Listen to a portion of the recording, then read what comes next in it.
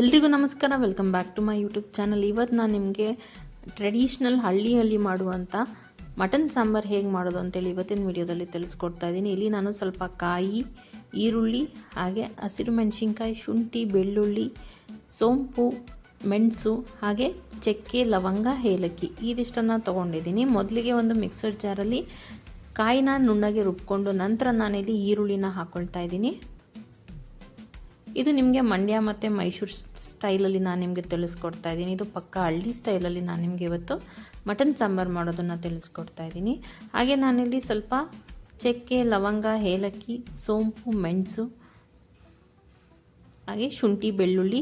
ನಾವು ಆದಷ್ಟು ಮಸಾಲೆಗಳನ್ನು ಕಮ್ಮಿ ಹಾಕ್ಕೊಳ್ಬೇಕು, ಆವಾಗಲೇ ಮಟನ್ ಸಾಂಬಾರು ತುಂಬ ಟೇಸ್ಟಿಯಾಗಿರೋದು. ನಾನಿಲ್ಲಿ 3ರಿಂದ 4 ಎಸಳು ಬೆಳ್ಳುಳ್ಳಿ ತೊಗೊಂಡಿದ್ದೆ, 2 ಚಿಕ್ಕ ಪೀಸಷ್ಟು ಶುಂಠಿನ ತೊಗೊಂಡಿದ್ದೆ. ಸೊ ಇದನ್ನೆಲ್ಲ ನುಣ್ಣಗೆ ರುಬ್ಕೊಂಡಿದ್ದ ನಂತರ ನಾನಿಲ್ಲಿ 1 ಟೊಮ್ಯಾಟೋನ ಹಾಕ್ಕೊಳ್ತಾ ಇದ್ದೀನಿ. ಹಾಗೆ ಸ್ವಲ್ಪ ರೆಡ್ ಚಿಲ್ಲಿ ಪೌಡರ್ನ ಹಾಕ್ಕೊಳ್ತಾ ಇದ್ದೀನಿ. ಮತ್ತು ನಾವು ಮನೆಯಲ್ಲಿ ಏನು ಮಾಡಿಟ್ಕೊಂಡಿರ್ತೀವಲ್ಲ ಮಟನ್ ಸಾಂಬಾರು ಪೌಡರ್ ಅಥವಾ ಮಸಾಲೆ ಸಾಂಬಾರು ಪೌಡರ್, ಅದನ್ನು ನಾನಿಲ್ಲಿ 2 ಚಮಚದಷ್ಟು ಹಾಕ್ಕೊಳ್ತಾ ಇದ್ದೀನಿ. ನನಗೆ ಆಲ್ರೆಡಿ ಖಾರಕ್ಕೆ ಹಸಿರು ಮೆಣಸಿನ್ಕಾಯಿ ಆಗಿರ್ಬೋದು, ಮೆಣಸು ಆಗಿರ್ಬೋದು ಎಲ್ಲ ಹಾಕಿರೋದ್ರಿಂದ ನಾನು ಸ್ವಲ್ಪ ರೆಡ್ ಚಿಲ್ಲಿ ಪೌಡರ್ ಮತ್ತು ಮಟನ್ ಸಾಂಬಾರು ಪೌಡರ್ನ ಹಾಕ್ಕೊಂಡು ಈ ರೀತಿ ನುಣ್ಣಗೆ ರುಬ್ಕೊಂಡಿದ್ದೀನಿ. ನಂತರ ಒಂದು ಕುಕ್ಕರ್ನ ಬಿಸಿಗೆ ಇಟ್ಕೊಂಡು ಅದು ಚೆನ್ನಾಗಿ ಕಾದ ನಂತರ ನಾನಿಲ್ಲಿ 2 ಚಮಚದಷ್ಟು ಎಣ್ಣೆನ ಹಾಕ್ಕೊಳ್ತಾ ಇದ್ದೀನಿ. ಈ ಮಟನ್ ಸಾಂಬಾರನ್ನ ಒಂದ್ಸಲ ಟ್ರೈ ಮಾಡಿ, ತುಂಬ ಚೆನ್ನಾಗಿರುತ್ತೆ ಮತ್ತು ತುಂಬ ಸಿಂಪಲ್, ತುಂಬ ಕಮ್ಮಿ ಇಂಗ್ರೀಡಿಯೆಂಟ್ಸ್ನ ಉಪಯೋಗಿಸ್ಕೊಂಡು ಮಾಡ್ಕೊಳ್ಳೋದು. ನಾವು ಯಾವಾಗಲೂ ಮಟನ್ ಸಾಂಬಾರಿಗೆ ಯಾವುದೇ ರೀತಿಯಾದ ಗರಂ ಮಸಾಲಾನ ಉಪಯೋಗಿಸ್ಕೊಳ್ಬಾರ್ದು ನಾಟಿ ಸ್ಟೈಲಲ್ಲಿ ಮಾಡಬೇಕಾದ್ರೆ. ಸೊ ಎಣ್ಣೆ ಚೆನ್ನಾಗಿ ಬಿಸಿ ಆಗಬೇಕು.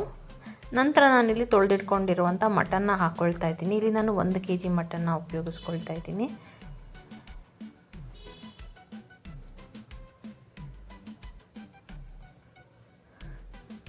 ತುಂಬ ಚೆನ್ನಾಗಿರುತ್ತೆ. ನೀವು ಒಂದ್ಸಲ ಟ್ರೈ ಮಾಡಿ, ವಿಡಿಯೋನ ಕೊನೆ ತನಕ ನೋಡಿ, ಎಲ್ಲೂ ಸ್ಕಿಪ್ ಮಾಡಬೇಡಿ. ಈ ರೀತಿ ಎಲ್ಲ ಮಟನ್ನ ಹಾಕ್ಕೊಂಡು ನಂತರ ನಾನಿಲ್ಲಿ ಸ್ವಲ್ಪ ಅರಿಶಿಣದ ಪುಡಿನ ಹಾಕ್ಕೊಳ್ತಾ ಇದ್ದೀನಿ. ಹಾಗೆ ನಾನಿಲ್ಲಿ ಸ್ವಲ್ಪ ಉಪ್ಪನ್ನು ಕೂಡ ಹಾಕ್ಕೊಳ್ತಾ ಇದ್ದೀನಿ. ಮಟನ್ನ ಹುರ್ಕೊಳ್ಳೋದಕ್ಕೆ ಎಷ್ಟು ಉಪ್ಪಿನ ಅವಶ್ಯಕತೆ ಇದೆ ಅಷ್ಟು ಉಪ್ಪನ್ನು ಹಾಕ್ಕೊಳ್ತಾ ಇದ್ದೀನಿ. ನಂತರ ಎಲ್ಲದನ್ನು ನೀಟಾಗಿ ಮಿಕ್ಸ್ ಮಾಡಿಕೊಂಡು ನಾವು ಚೆನ್ನಾಗಿ ಫ್ರೈ ಮಾಡ್ಕೊಳ್ಬೇಕು. ಮಟನ್ನಲ್ಲಿರುವಂಥ ಹಸಿ ವಾಸನೆ ಎಲ್ಲ ಹೋಗಬೇಕು, ಹಾಗೆ ಮಟನ್ದು ಕಲರ್ ಚೇಂಜ್ ಆಗಬೇಕು. ಅಲ್ಲಿ ತನಕ ಇದನ್ನು ನಾವು ಚೆನ್ನಾಗಿ ಫ್ರೈ ಮಾಡ್ಕೊಳ್ಬೇಕಾಗತ್ತೆ ಈ ರೀತಿ.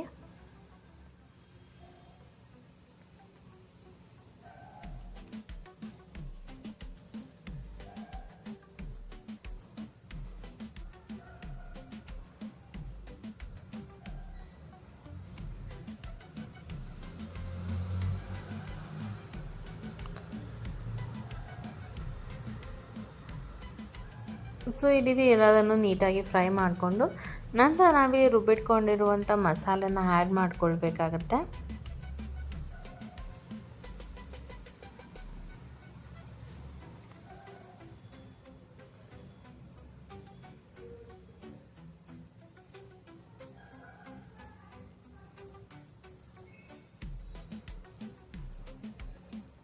ಸೊ ಅದನ್ನು ಕೂಡ ನೀಟಾಗಿ ಮಿಕ್ಸ್ ಮಾಡ್ಕೊಳ್ಬೇಕು. ನಾವೇನು ರುಬ್ಬಿಟ್ಕೊಂಡಿರುವಂಥ ಮಸಾಲೆನ ಆ್ಯಡ್ ಮಾಡಿದ ನಂತರ ಅದರಲ್ಲಿರುವಂಥ ಹಸಿ ವಾಸನೆ ಎಲ್ಲ ಹೋಗಬೇಕು ಮತ್ತು ಅದು ಮಟನ್ಗೆ ಚೆನ್ನಾಗಿ ಮಿಕ್ಸ್ ಆಗಬೇಕು. ಅಲ್ಲಿ ತನಕ ನಾವು ಅದನ್ನು ಈ ರೀತಿಯಾಗಿ ಫ್ರೈ ಮಾಡ್ಕೊಳ್ಬೇಕಾಗತ್ತೆ.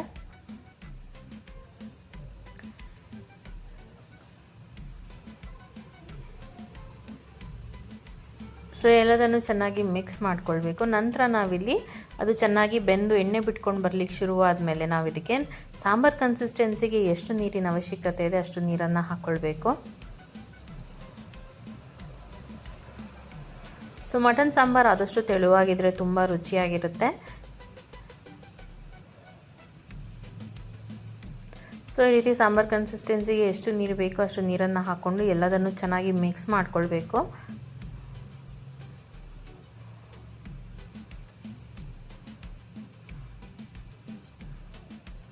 ಸೊ ಇವಾಗ ಮತ್ತೆ ನಾನು ಸಾಂಬಾರಿಗೆ ರುಚಿಗೆ ತಕ್ಕಷ್ಟು ಉಪ್ಪನ್ನು ಹಾಕ್ಕೊಳ್ತಾ ಇದ್ದೀನಿ. ಈಗ ಆಲ್ರೆಡಿ ನಾನು ಉಪ್ಪನ್ನು ಹಾಕಿದ್ದೆ ಮಟನ್ಗೆ ಫ್ರೈ ಮಾಡ್ಕೊಳ್ಬೇಕಾದ್ರೆ.